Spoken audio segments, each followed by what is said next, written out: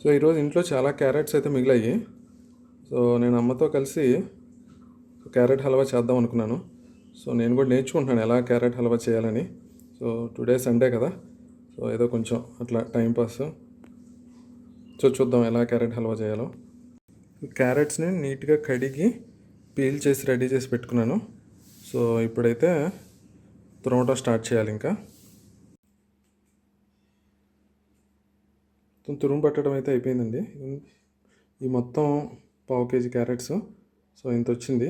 So నేనైతే తురుము పట్టడానికి చిన్నది యూజ్ చేశాను. సో కొంచెం ఫాస్ట్గా అయిపోయింది. సో జీడిపప్పులు అయితే నెయ్యిలో ఫ్రై చేస్తున్నామండి. ఫస్ట్ అదే నెయ్యిలో క్యారెట్ కూడా వేసేస్తున్నాము.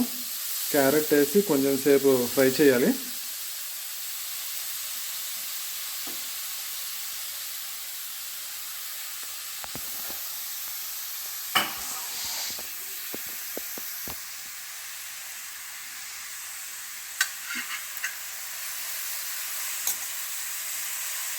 సో ఇలా ఎంతసేపు చేయాలమ్మా? 3 మినిట్సా? 20 మినిట్స్.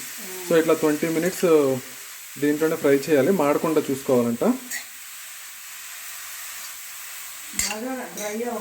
బాగా డ్రై అవ్వాలి. సో దీంట్లో వాటర్ కంటెంట్ అంతా పోయి కొంచెం ఫ్రై అవ్వాలి.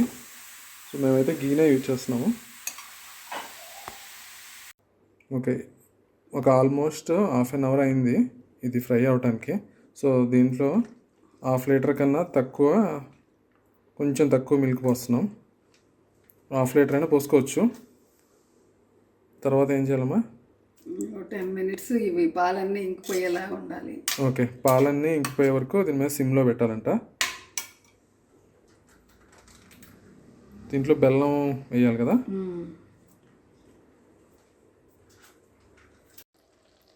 ఒక 10 మినిట్స్ అయిందండి. తర్వాత సో 1 కప్పు బెల్లం తీసుకుంటున్నాము. సో మేమైతే ఆర్గానిక్ బ్లాక్ జాగరీ వాడతాము.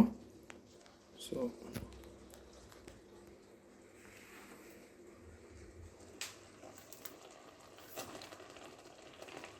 స్వీట్ కొంచెం తక్కువ అయితే ఇంకొంచెం వేసుకోవచ్చు బెల్లం.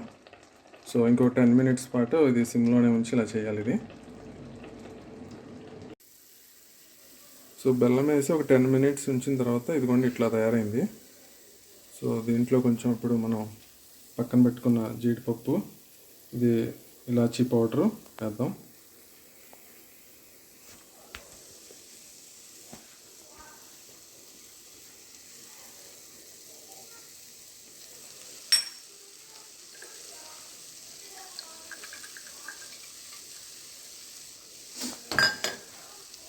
సో ఫైనల్గా అయితే క్యారెట్ హల్వా రెడీ అయింది. సో దీన్ని బాక్స్లో పెట్టుకొని ఉంచుకుంటే మనం ఒక 1 వీక్ కానీ 10 డేస్ కానీ ఉంచుకోవచ్చు. సో బయట కొనే స్వీట్స్ కన్నా ఇది ఇంట్లో చేసుకొని ఇట్లా పిల్లలకి పెడితే కొంచెం హెల్తీగా ఉంటుంది. ఓకే, ఇంకో మంచి వీడియోతో మళ్ళీ కలుద్దామండి.